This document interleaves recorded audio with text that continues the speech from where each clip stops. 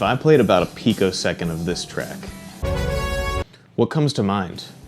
An overplayed radio hit? A one-hit wonder? Commercial for a car dealership?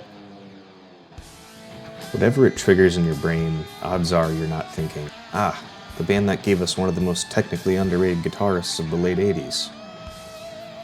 But there he was. Tucked behind the synth and all the Aquanet was a Swedish guitarist named Kee Marcello, who joined just as Europe peaked and somehow managed to elevate their sound without demanding center stage. And it's not like he was trying to outshine anyone. The singer Joey Tempest was a powerhouse. He had Hall of Fame frontman energy before he even opened his mouth. But that dynamic, singer up front, guitarist blending in, meant most people missed what Kee was doing entirely.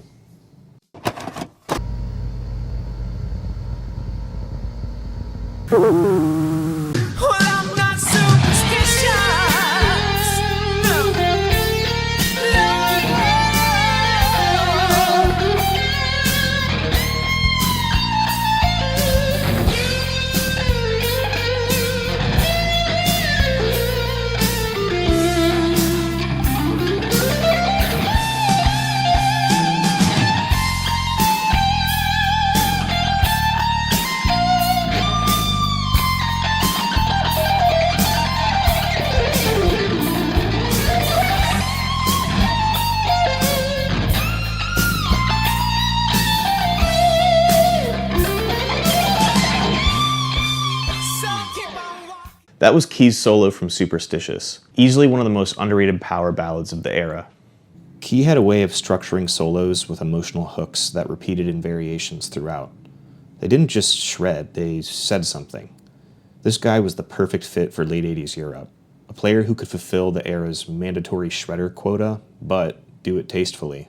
Always in service to the song, never hijacking it, staying within the mix.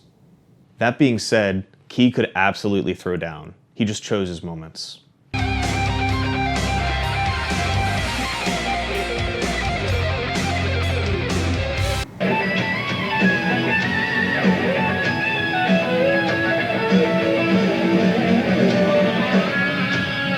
He was the kind of guitarist that made you rewind. You'd finish the song, then go, wait a second, what was that? And when you go back, you open Pandora's box.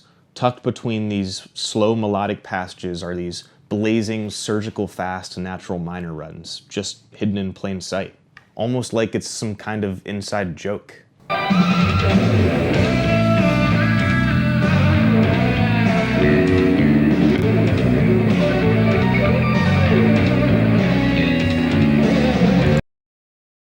Yeah, it's like a flex. Oh, you want slow and melodic? Sure thing.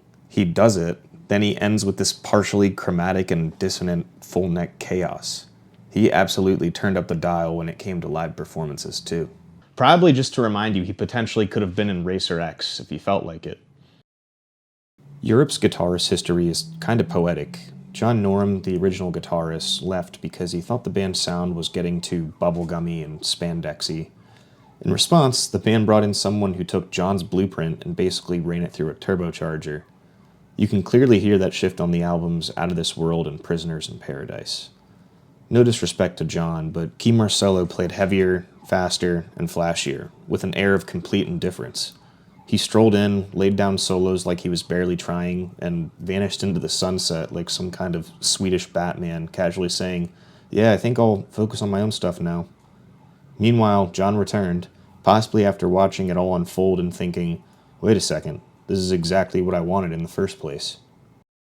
Briefly touching on Kee's most commonly used gear, his go-to was pretty much any yellow Larrivee RS1. These things just look incredible. Maybe I'm just a sucker for yellow Super Strats, but come on, these are sweet. Rare too, since Larrivee stopped making them, presumably because no one was cool enough to pull them off. He was also frequently seen playing a Gibson SG-Z. Yep, the one with the floating trem. This looks like what happens when an SG is designed by someone in a fever dream. It's pretty cursed, but I'd still try it. He also used a 100-watt super lead, but modded by Tommy Folkesson. Think Swedish cousin of the Jose mod. It lets you crank the preamp to make it hotter, but this also tightened the low end and gave a bit more clarity and sustain. Oh, and yeah, of course, he used chorus. Probably a Boss pedal, or a rack unit, doesn't really matter. You could wire up every modulation effect ever made and still not sound like Kee. If you want the full Kee experience in one solo, Let the Good Times Rock might just be it. There are others that are maybe a bit more technical, but this one's got the storytelling, the hooks, the phrasing, the flash, a solo that encompasses everything I've been talking about.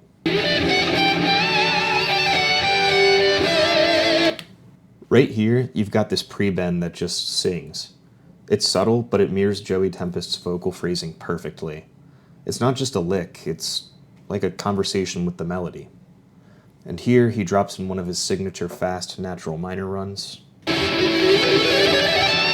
Just absurd. He sneaks it in like it's nothing. And here, my favorite, the key change. This move always hits hard. It gives the solo a whole new attitude, edgy, bluesy, and unexpected. It shifts the vibe without losing the thread. And lastly, more controlled chaos. All right, let's give it a go.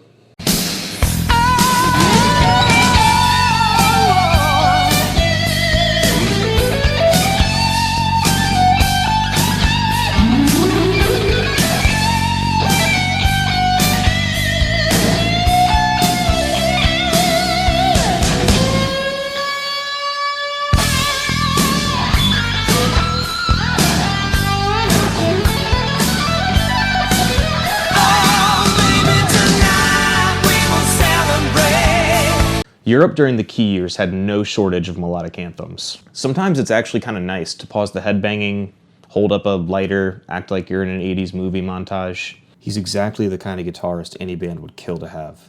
Cool restraint when the song needs it, and the ability to flip the switch the second it doesn't. And there's plenty more where that came from. Deep cuts, technical gems, all of it. I've linked a few favorites in the description. Anyway, thanks for watching. If this helped you rediscover a guitarist who deserved way more flowers, go ahead and subscribe, or just rewind the solo again. Either works.